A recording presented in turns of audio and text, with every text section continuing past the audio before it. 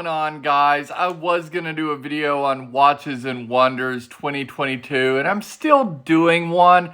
I did do an upload on my new podcast about Watches and Wonders releases, available on Anchor, Spotify, and Apple.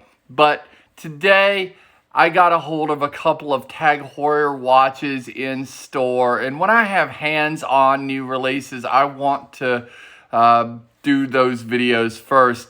These are the guys in question: a Starburst black dial, Starburst blue dial, but aside from that, everything is the same on these two pieces, including the closed case back this time, and an all-new bracelet and clasp, as well as an all-new 40 millimeter 200 meter water resistant case with a Calibre 5 automatic movement inside with a 38-hour power reserve.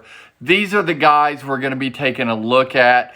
This was a spur of the moment introduction to these watches, so this is with a handheld, so I hope you'll forgive the little bit of a shaky camera on this video. But looking at these watches, everything about these watches are identical except for the dial color and of course the model, being that they do have different dial colors. This is an in-house Calibre 5 automatic, which is based on the Sellita SW200-1. It's a 26 joule movement that runs at 28,800 vibrations per minute. And we're going to take a look at this Starburst black dial first. They're calling this smoky black, and it is very much a smoky dial. I thought it was gray at first.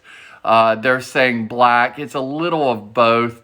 They've got this all-new case back with this compass emblem right dead center. Closed case back, so hearkening back to the vintage feel that they're definitely trying to get from this piece.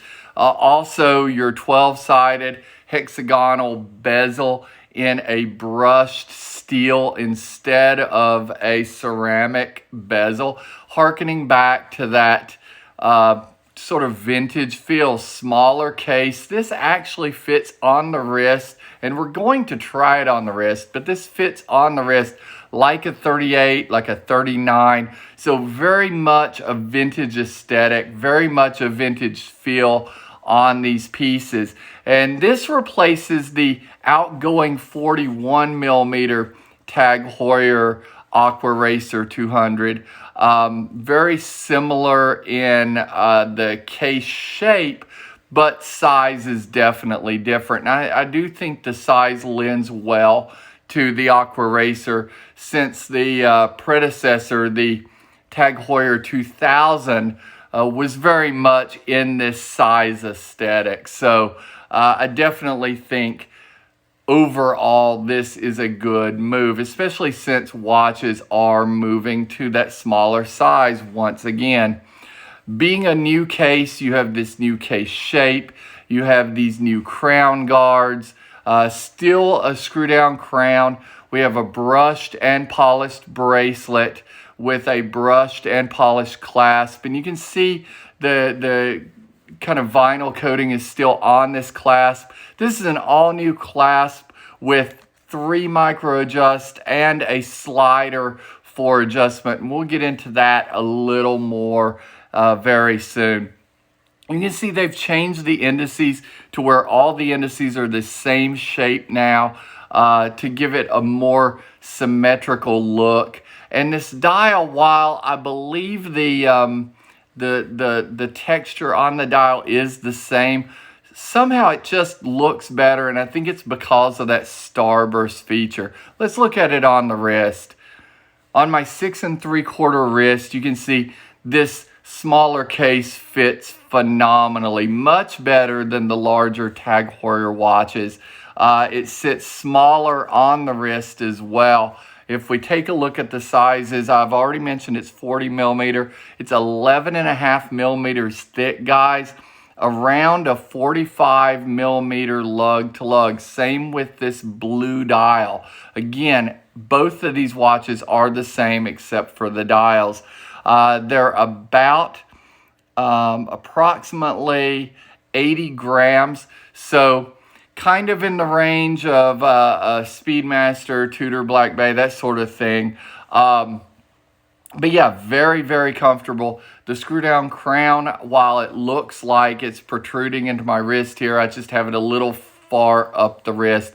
Very, very comfortable. If we take a look at the other watch, the blue dial, or the Starburst blue, or smoky blue as they're calling it, this is definitely my favorite of the two. I was in love with the gray until I saw this one.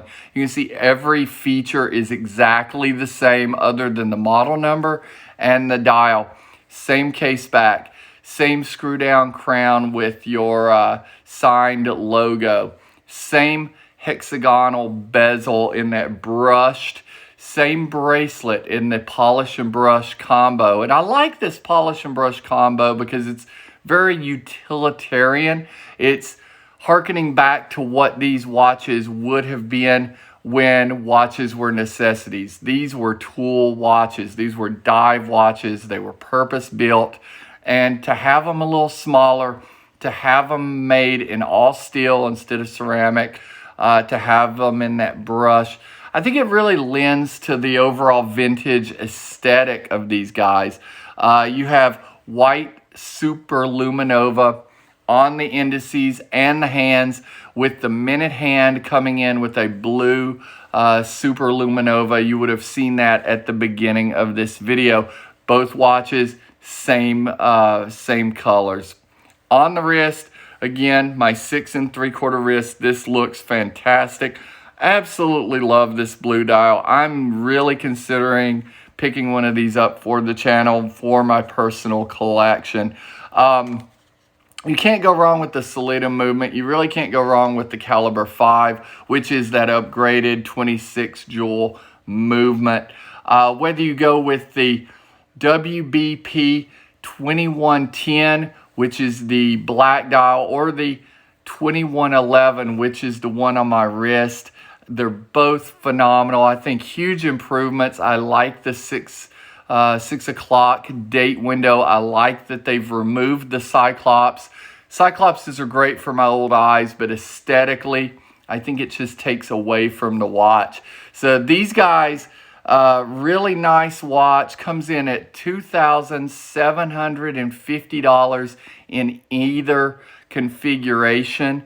If we get a closer look at this all-new Bracelet Clasp, it still has the coatings on it because these are watches that are for sale and in inventory. So we are not going to be removing those. But a very hardy, very well-built stainless steel clasp and bracelet in that polished and brushed.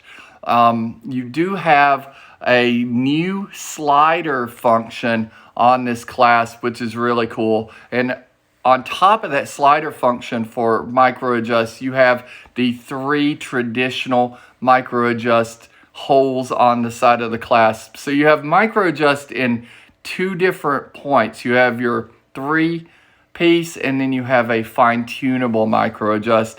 It is still pins and sleeves instead of screws on the bracelet. I'm hoping they change that in the future, but again, it does kind of harken back to that vintage feel.